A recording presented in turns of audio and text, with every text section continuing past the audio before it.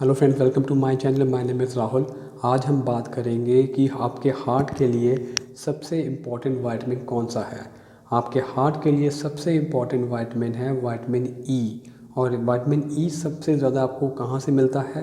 Wheat से, कनक से। जो आप आटा खाते हो उसमें सबसे ज़्यादा विटामिन ई होता है।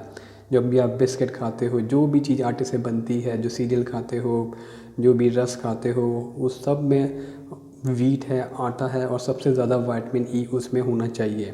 लेकिन कंडीशन अप्लाई होती है। विटामिन ई की ये कंडीशन है कि वो बहुत हीट सेंसिटिव है। मतलब वो जहाँ पे गर्म हुआ उसमें से विटामिन ई ख़त्म हो जाता है। और दूसरी है कि जहाँ उसको हवा लगी, जैसे ही ऑक्सीडाइजेशन हुआ वो ख़राब हो जाता है। ऑक्सीडाइजेशन का मतलब जैसे आप लोहे को बाहर रखो तो वो हवा में उसको जंग लग जाता है, तो जंग का मतलब है ऑक्सीडाइजेशन।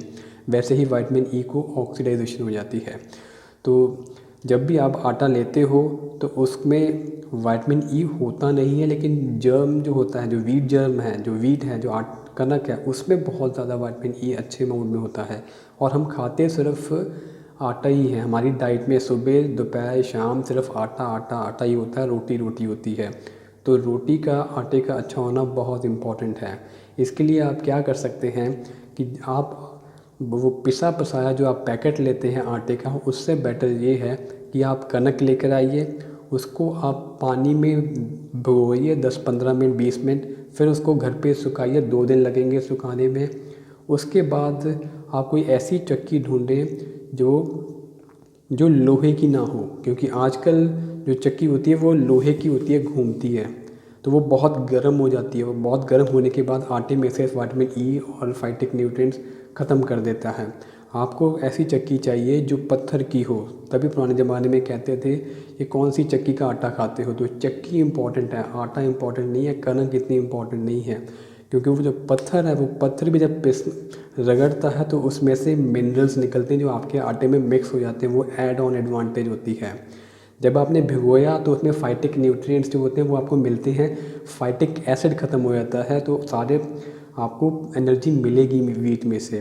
तो सबसे इम्पॉर्टेंट है आप उसको घर पे लाइए कनक, उसको धोइए, उसको सुखाइए और एक छोटी आटे की मशीन ले लीजिए और रोज़ का रोज़ आटा उसमें से आप निकालें, पीसे उसमें उसमें आपको आजकल मिल जाते हैं वो पत्थर के स्लैब्स होते हैं जो घूमते हैं अंदर, और वो गर्म भी नहीं होते। तो थोड़ा अमाउंट का निकालेंगे तो वो गर्म भी नहीं होगा। तो आपको पूरा विटामिन मिलेंगे, सारे मिनरल्स मिलेंगे जो भी आप आटा खाएंगे। तो हमारी डाइट में सिर्फ आटा है। दाल, सब्जियां और फ्रूट तो हम थोड़ा थोड़ा खाते हैं। जो दालें भी खाते हैं कि इतनी कटोरी भरी है तो बाकी होती है उसमें दाल इतनी सी है, बाकी तो पानी होता है सारा। सब्जी का यही हिसाब है, सब्जी में सिर्फ पानी पानी होता है, उसके अंदर सिर्फ पानी होता है। तो खाते हम सिर्फ आटा है, तो आटे का अच्छा होना बहुत ज़रूरी है। तो इसके लिए आप एक तो ये मशीन रखिए जो आपका पूरा आपको पूरे ताकत देगा वीट में से।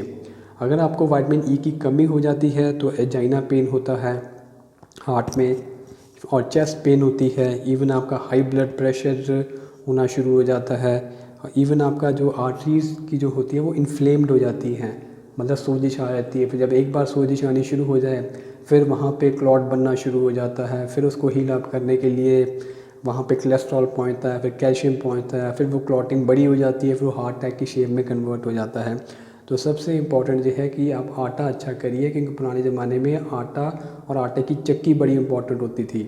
तो आटे की चक्की इम्पॉर्टेंट, उसका आप यूज़ करिए। और आप आटे को, मतलब कि कनक को भिगोइए और सुखाइए और उसके बाद पीसिए।